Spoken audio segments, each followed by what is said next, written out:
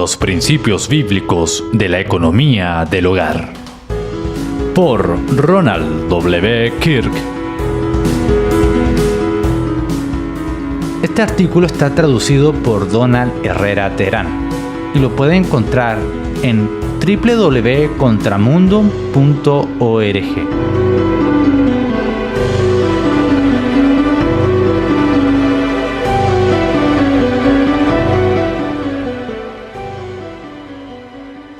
Los principios de la economía bíblica representa una de las disciplinas educativas más importantes. El reverendo Rushdoony señaló que la educación implica principalmente habilidad en las artes, las sabidurías y destrezas que respaldan las instituciones libres. Las instituciones libres funcionan como un fundamento para el mandato de la Gran Comisión de Cristo. Las instituciones libres incluyen la libre empresa y la protección del fruto de esa empresa. Dios le ordenó al primer hombre que tomara dominio sobre la tierra y reeditó el mandamiento a Noé después del gran diluvio. La empresa cristiana equivale a la toma cristiana del dominio para el Señor. Por lo tanto, la empresa cristiana incluye toda la actividad económica y política de los hombres necesaria para atraer todo pensamiento, palabra y acción cautivos a la obediencia de Cristo para su gloria y la edificación de su reino entre los hombres. En lugar de fomentar la revolución que destruye, Dios le requiere a su pueblo que edifique y sane, siempre ofreciendo algo mejor de lo que el mundo da. Los cristianos trabajan para ganar a los hombres para Cristo y sus caminos, a través de la influencia de la amistad manifiesta en todas nuestras obras para la gloria de Dios. Dios espera que su pueblo viva la aventura emprendedora de la fe. Por lo tanto, los elementos de la empresa cristiana debiesen asumir una posición fundamental en todo currículo cristiano. La base bíblica para la economía de la dificultad y la esperanza. Para desempeñarse de manera exitosa en la empresa cristiana, debemos ser conscientes de los principios económicos de Dios. Y al hombre dijo: por cuanto obedeciste a la voz de tu mujer y comiste del árbol de que te mandé, diciendo: no comerás de él, maldita será la tierra por tu causa, con dolor comerás de ella todos los días de tu vida. Espinos y cardos te producirá, y comerás plantas del campo. Con el sudor de tu rostro comerás el pan hasta que vuelvas a la tierra. Porque de ella fuiste tomado, pues polvo eres, y al polvo volverás. Génesis 3, 17 al 19. La provisión de Dios para los hombres bajo la maldición de Génesis 3 es su economía de la dificultad. A la luz de la cabeza magullada de la serpiente, es también la economía de la esperanza de Dios, un medio para alentar a la gente a volverse a Dios en busca de ayuda material y en últimas instancias también en busca de salvación. Sé diligente en conocer el estado de tus ovejas y mira con cuidado por tus rebaños. Porque las riquezas no duran para siempre, ¿y será la corona para perpetuas generaciones? Saldrá la grama, aparecerá la hierba, y se segará las hierbas de los montes. Los corderos son para tus vestidos, y los cabritos para el precio del campo, y abundancia de leche de las cabras para tu mantenimiento, para mantenimiento de tu casa y para sustento de tus criadas. Proverbio 27, versículo 23 al 27. Como algo que se opone al pensamiento cristiano prevaleciente de hoy, el cual minimiza la importancia de la vida material. Dios enfatiza la necesidad de que su pueblo practique una buena economía.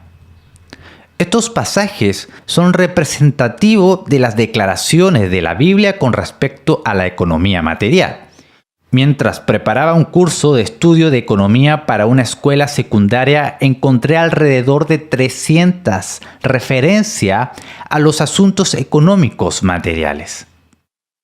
Una definición filosófica de la economía. A partir de estas escrituras y muchas otras, surge el pensamiento cristiano de Noé Webster, del término economía, de su obra El Diccionario Americano del Idioma Inglés. Economía es principalmente la administración, regulación y gobierno de una familia o los asuntos de interés de un hogar.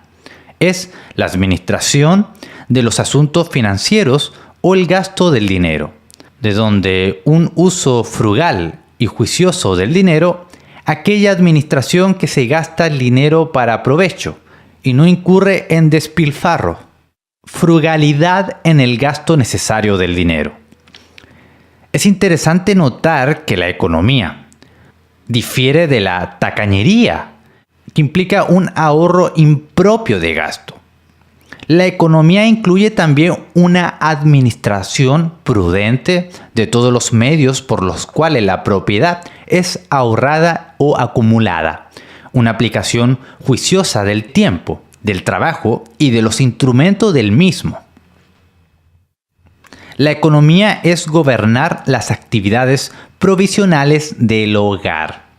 Proverbios 31 del 11 al 31 ilustra la economía en las actividades de la esposa y madre ideal. Está claro que los principios básicos de la economía se aplican a todos. La economía no es primordialmente macroeconomía, sino esencialmente local. En los tiempos modernos, la familia aparece esencialmente como una unidad de consumo. Más bien, como Webster indica, la verdadera economía productiva comienza en el hogar. En tiempos de más simplicidad económica, la granja o el negocio familiar señalaban claramente la unidad fundamental de la economía productiva. Los esfuerzos cooperativos de los miembros de la familia producían una mini república federal. A pesar de las apariencias en nuestra actual complejidad económica, la familia sigue siendo la unidad básica de la productividad en una cosmovisión bíblica. Incluso las grandes corporaciones dependen de individuos e indirectamente de sus familias para edificar sus grandes esfuerzos corporativos. Los principios básicos de la economía, que se hallan por todas las escrituras, se hallan dispuestos de manera conveniente en Proverbios 31 del día al 31, que leeremos a continuación. Mujer virtuosa, ¿quién la hallará? Porque su estima sobrepasa largamente a la de las piedras preciosas. El corazón de su marido está en ella confiado, de modo que no tendrá necesidad de botín. Le da a ella bien y no mal todos los días de su vida. Busca lana y lino, y con voluntad trabaja con sus manos. Es como nave de mercader, trae sus pan de lejos. Se levanta aún de noche y da comida a su familia, y razona a sus criadas. Considera la heredad y la compra, y planta viña del fruto de sus manos. Ciñe de fuerza sus lomos, y esfuerza sus brazos. Ve que van bien sus negocios. Su lámpara no se apaga de noche. Aplica su mano al uso y sus manos a la rueca. Larga su mano al pobre y extiende sus manos al menesteroso. No tiene temor de la nieve por su familia, porque toda su familia está vestida de ropas dobles. Ella se hace tapices, de lino fino y púrpura es su vestido. Su marido es conocido en las puertas, cuando se sienta con los ancianos de la tierra. Hace telas y vende, y da cintas al mercader. Fuerza y honor son su vestidura, y se ríe de lo porvenir.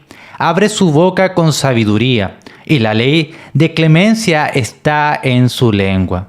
Considera los caminos de su casa y no come el pan de balde.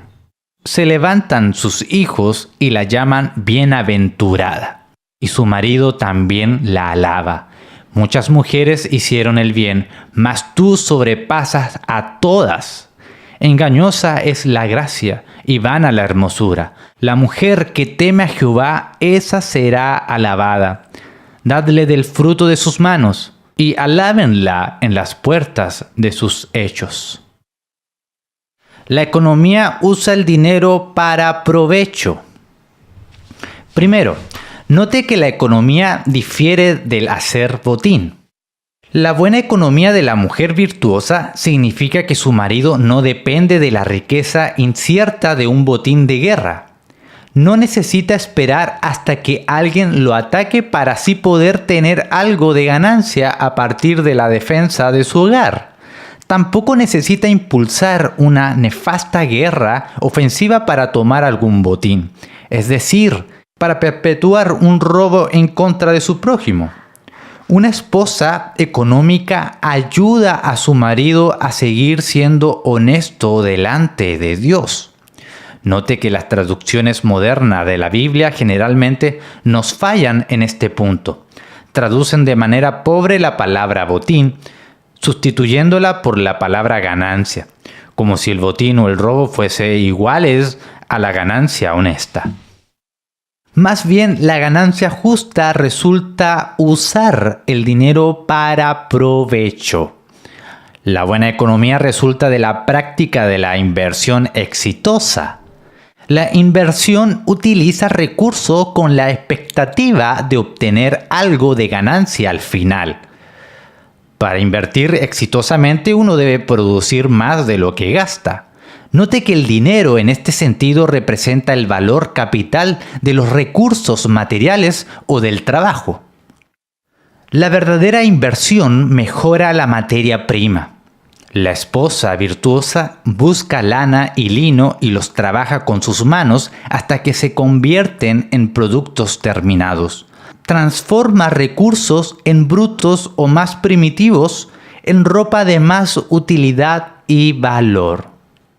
Arriesga a destruir su materia prima, o al menos se arriesga a desperdiciar su tiempo con el objetivo de mejorar para obtener beneficio o ganancia. Tal inversión representa el riesgo del empeño o empresa.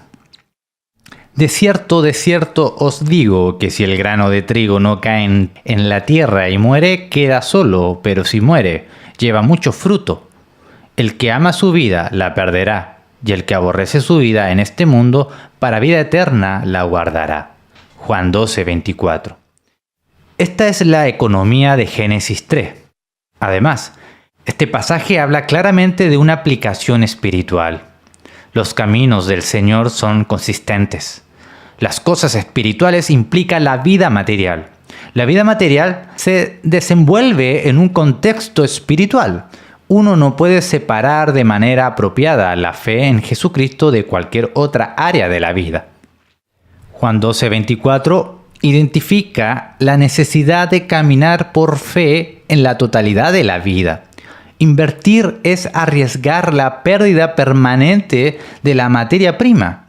Uno podría consumir el grano y recibir beneficio seguro, aunque temporal. Por otro lado, uno podría plantar esa semilla, destruirla para otro propósito en el proceso, con la esperanza de que pueda producir al 30, al 70 o al 100 por uno. Uno debe ejercer fe para invertir. Literalmente poner en peligro la vida. Uno puede invertir tiempo, energía o materiales. Dios no garantiza el éxito. De hecho, la experiencia enseña que con frecuencia perdemos nuestras inversiones. Sin embargo, aquellos que confían en Cristo saben que Él es fiel. Si pido un huevo, no recibo un escorpión. Por lo tanto, la aventura de la inversión debiese contribuirse en un estilo de vida para todo cristiano. Tal es el epítome de la fe en Cristo practicando la obediencia hacia Él en todos los esfuerzos económicos, espirituales o materiales. Dios recompensa a aquellos que asumen una buena economía e inversión para Él. Su Señor le dijo: bien, buen siervo y fiel, sobre poco has sido fiel, sobre mucho te pondré. Entra en el gozo de tu Señor. Mateo 25, 23. Compare la verdadera inversión con los escandalosos esfuerzos especulativos por encontrar la riqueza instantánea en la Internet. En el mejor de los casos, la Internet representa un medio para comercializar la verdadera producción de la práctica de la economía de alguien más. Los norteamericanos debiesen ser muy cautelosos de depender del mero marketing como el fundamento de nuestra economía nacional. Los grandes esfuerzos de mercado han producido una gran riqueza y son necesariamente parte de una sana economía. La buena economía requiere hacer llegar los bienes a sus mercados. Sin embargo, como con los antiguos fenicios y más recientemente los holandeses, tal dependencia especulativa en la productividad de otro no parece ser algo sabio. El trabajo. Si algo caracteriza a la esposa virtuosa de Proverbio 31, es el trabajo diligente. El trabajo es fidelidad al mandato de Génesis 3 y al llamado general de Dios de caminar por fe.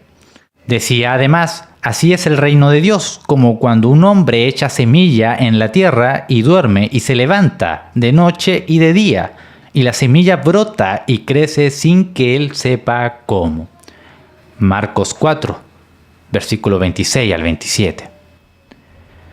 Aún en este pobre ejemplo de trabajo, el Señor recompensa la fe de la inversión. El trabajo es fidelidad.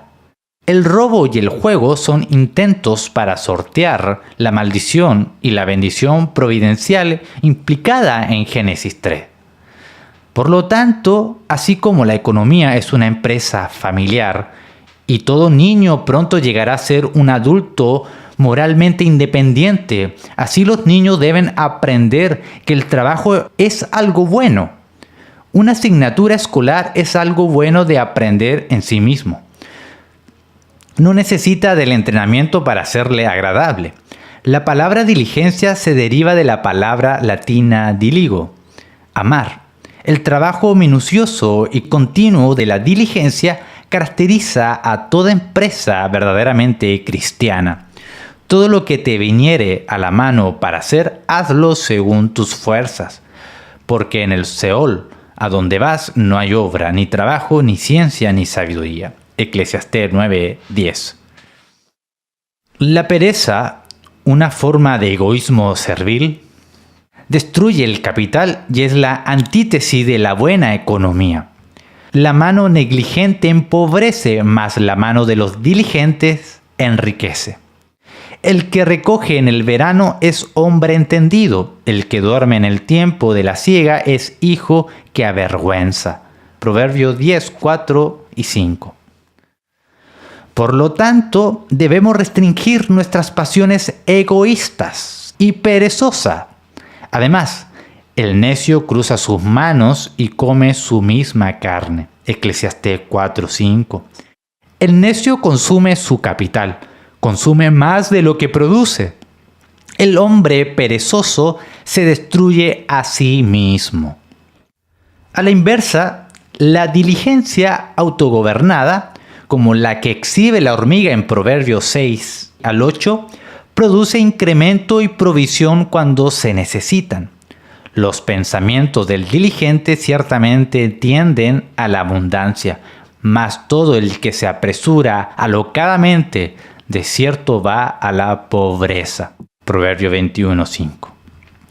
La planificación cuidadosa concuerda con la diligencia y el incremento económico. Los atajos del perezoso conducen a la pobreza. Esta es una reflexión económica muy importante. Los niños deben aprender diligencia a una edad muy temprana. Al posponer tal entrenamiento, lo único que se logra es hacer que la labor se torne más difícil. Los padres que les permiten a los niños rendirse antes que una tarea esté completa de forma apropiada no les hacen ningún favor. Las pequeñas tareas regulares que un niño pequeño puede completar de manera razonable, como colocar los platos en el fregadero, preparan el carácter para la diligencia.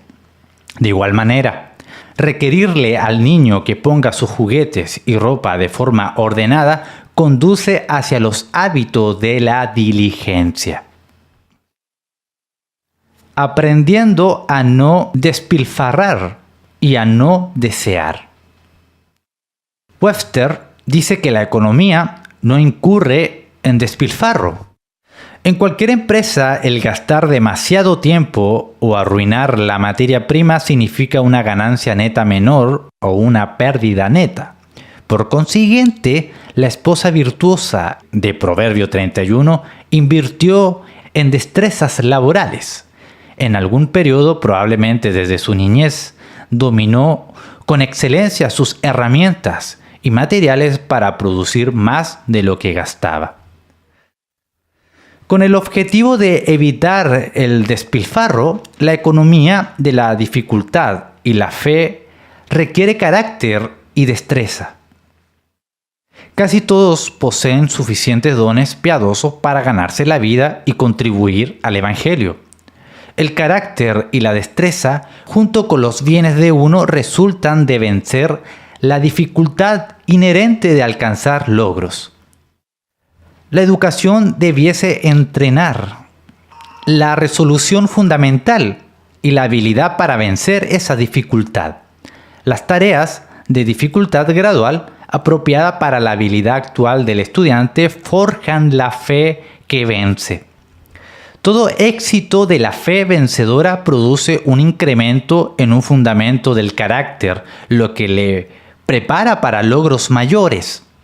El despilfarro ocurre durante el aprendizaje porque nadie es bueno al principio en ninguna empresa particular. La inversión de aprendizaje ahora provee más tarde un logro preparado y eficiente. Esta es la verdadera educación. Nuestra palabra en inglés school, escuela, se deriva del griego schola, que significa ocio. Ocio no requiere decir un no tener nada que hacer de manera perezosa. Ocio más bien significa libertad. La escuela es el tiempo y el lugar donde uno posee la libertad de aprender. El niño no necesita ser perfecto en cuanto a destreza, porque todavía no lleva el paso de la responsabilidad adulta. Cuando somos jóvenes, disfrutamos del ocio debido a la providencia de Dios y a la buena economía de nuestros padres a nuestro favor.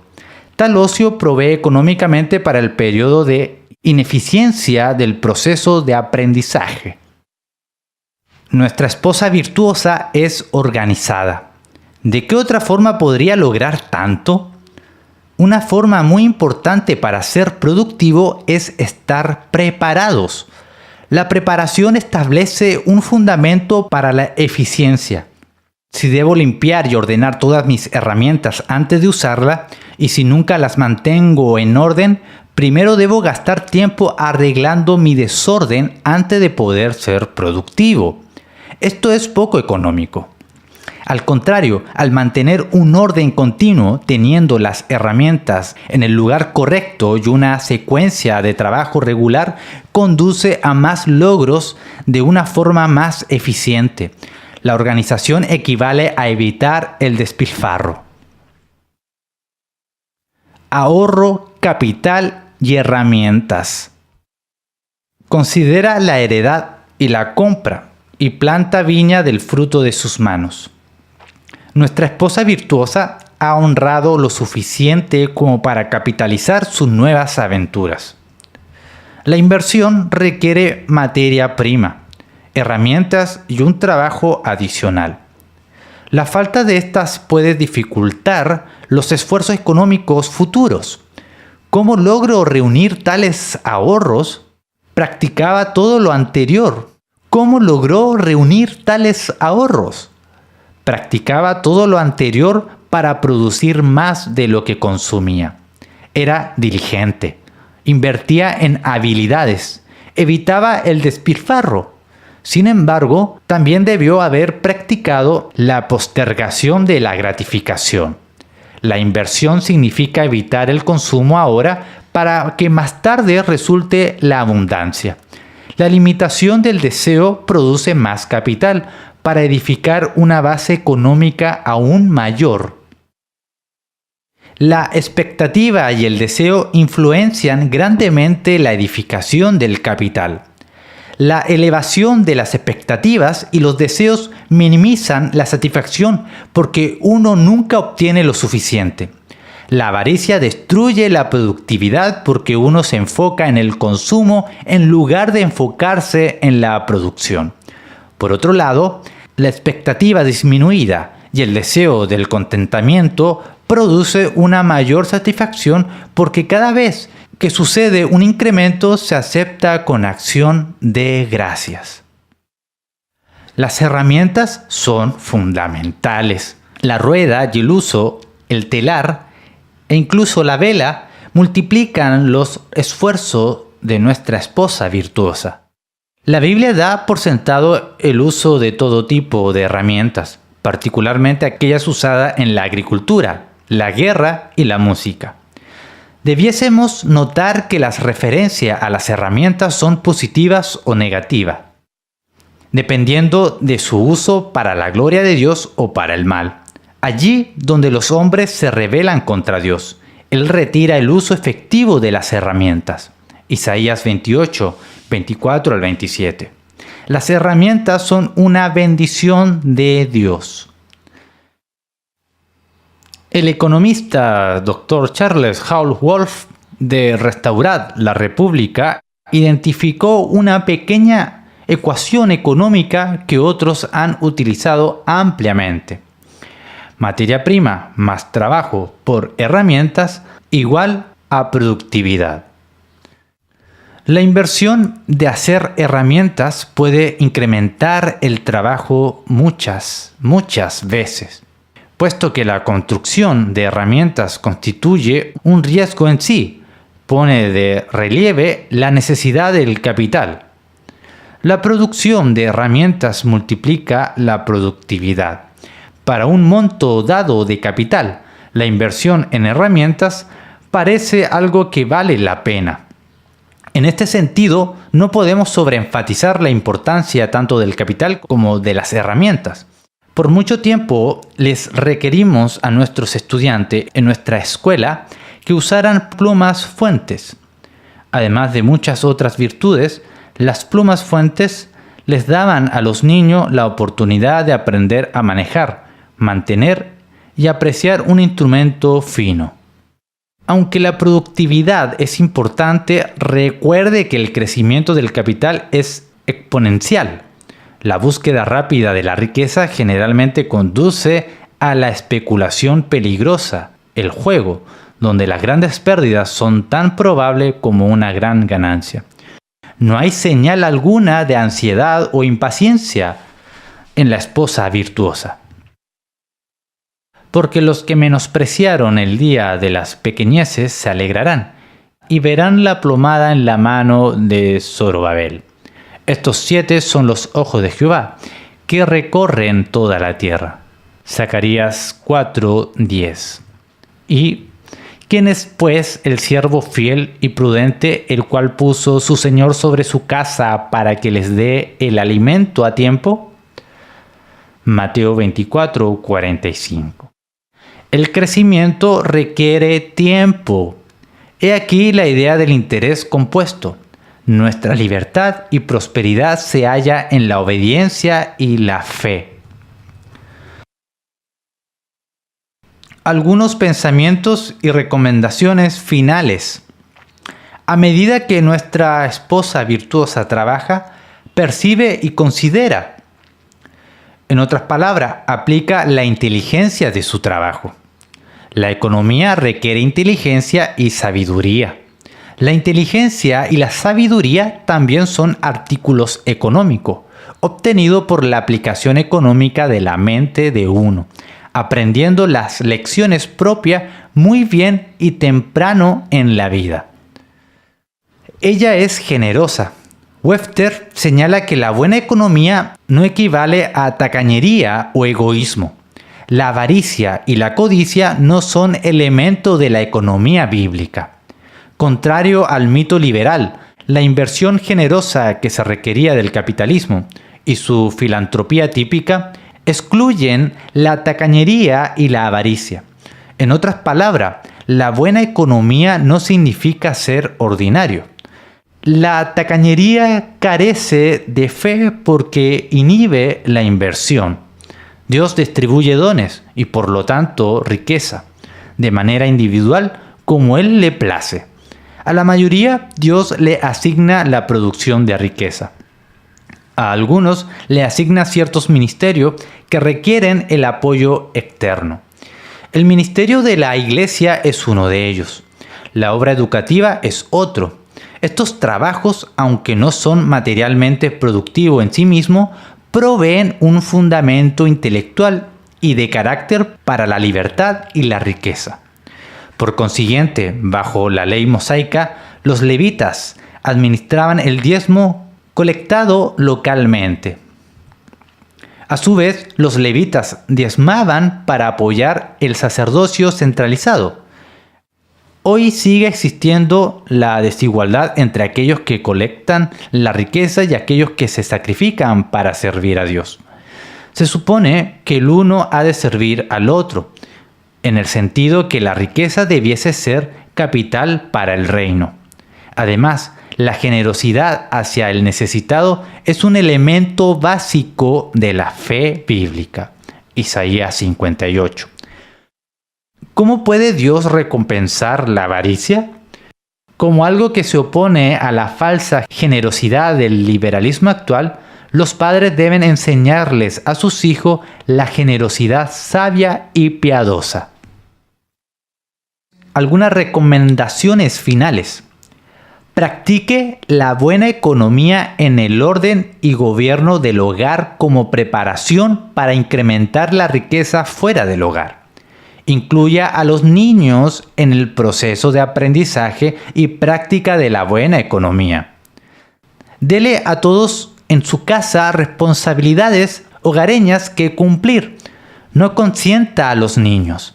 Enseñe el hábito de la regularidad en la tarea asignada y la atención de los detalles.